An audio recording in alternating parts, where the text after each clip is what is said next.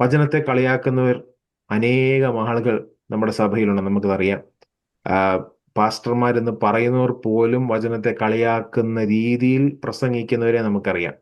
അതായത് പരിഹാസത്തോടെ, പുച്ഛത്തോടെ വചനത്തെ കാണുന്നവരെ നമുക്കറിയാം. അവരും വചനം പ്രസംഗിക്കുന്നവരാണ്, എന്നാൽ വളരെയധികം പരിഹാസത്തോടെയാണ് അവർ വചനത്തെ കാണുന്നതും വചനത്തെ പ്രസംഗിക്കുന്നതും. അതുകൊണ്ടാണ് പല സ്റ്റേജുകളിലും നമുക്ക് വചനം കണ്ടന്റ് കാണുവാൻ പറ്റാത്തത്, അല്ലെങ്കിൽ വചനം യഥാർത്ഥമായി പ്രസംഗിക്കുവാൻ പ്രസംഗിക്കുന്നത് കേൾക്കാൻ പറ്റാത്തതിന്റെ കാര്യം അവർ വചനത്തെ പരിഹസിക്കുന്നു എന്നുള്ളതാണ്.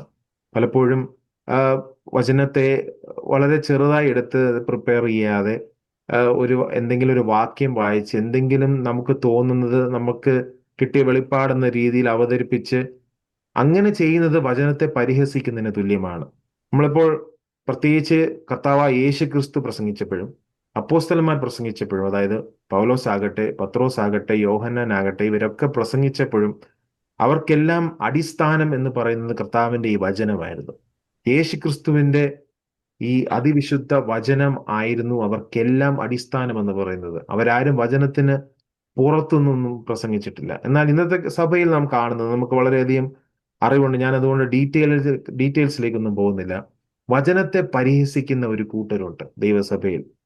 വചനത്തെ പരിഹസിക്കുന്നവർ, അല്ലെങ്കിൽ വചനത്തെ കളിയാക്കുന്നവർ, വചനം വേണ്ട, മറ്റു പലതും മതി എന്ന് പറയുന്നവർ, വചനത്തെ വേണ്ട എന്ന് പറഞ്ഞിട്ടും വചനത്തിൽ നിന്ന് ഏതെങ്കിലും ഒരു വാക്യം എടുത്ത് എന്തെങ്കിലുമൊക്കെ പറയുന്നവർ അനേകർ നമ്മുടെ ഇടയിലുണ്ട്. അവരെ നാം സൂക്ഷിക്കണം. അവരെപ്പറ്റി നാം ജാഗ്രതയുള്ളവരാകണം. എത്ര വലിയ ആളാണെന്ന് പറഞ്ഞാലും, എത്ര വലിയ പേരുണ്ടെന്ന് പറഞ്ഞാലും, വചനത്തെ പരിഹസിക്കുന്ന കൂട്ടരാണെങ്കിൽ, വചനത്തെ കളിയാക്കുന്നവരാണെങ്കിൽ, ഈ പത്യോപദേശത്തെ, ഈ സത്യവചനത്തെ കളിയാക്കുന്ന രീതിയിൽ പ്രസംഗിക്കുന്നവരാണെങ്കിൽ അവരിൽ നിന്ന് നാം അകലം പ്രാപിക്കണം. അവരിൽ നിന്ന് നാം ഒരകലം പ്രാപിച്ച് അവരെ ജാഗ്രതയോടെ വേണം കൈക്കൊള്ളുവാൻ. അവരെ കൈക്കൊള്ളുവാൻ പാടില്ല. ജാഗ്രതയോടെ ആയിരിക്കണം നാം ആയിരിക്കേണ്ടത്. അതാണ് യൂദായുടെ ലേഖനം പറയുന്നത്. വചനത്തെ പരിഹസിക്കുന്നു, വചനത്തെ കളിയാക്കുന്നവർ പരിഹാസികളാണ്. വചനത്തെ പരിഹസിക്കുക എന്ന് പറഞ്ഞാൽ കർത്താവിനെ പരിഹസിക്കുന്നതിന് തുല്യമാണ്, ക്രിസ്തുവിനെ പരിഹസിക്കുന്നതിന് തുല്യമാണ്. അങ്ങനെ പരിഹാസികൾ ഇരിപ്പിടത്തിൽ ഇരിക്കുവാനും നാം പാടില്ല. ഒരു ദൈവ പൈതൽ, യേശുക്രിസ്തുവിന്റെ രക്തത്താൽ വീണ്ടെടുക്കപ്പെട്ട ഒരു ദൈവ പൈതൽ പരിഹസിക്കുന്നവരോട് കൂടെ ഇരിക്കുവാൻ പാടില്ല. പരിഹസിക്കുന്നതിനോട് കൂടെ പരിഹസിക്കുവാൻ പാടില്ല. അവരോട് കൂടെ ചേരുവാൻ പാടില്ല.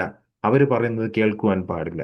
ഉള്ളതാണ് യൂദായുടെ ലേഖനത്തിൽ നമ്മൾ കാണുന്നത്. അന്ത്യകാലത്ത് ഇങ്ങനെയുള്ള ആളുകൾ ഉണ്ട്, വചനത്തെ പരിഹസിക്കുന്നവർ.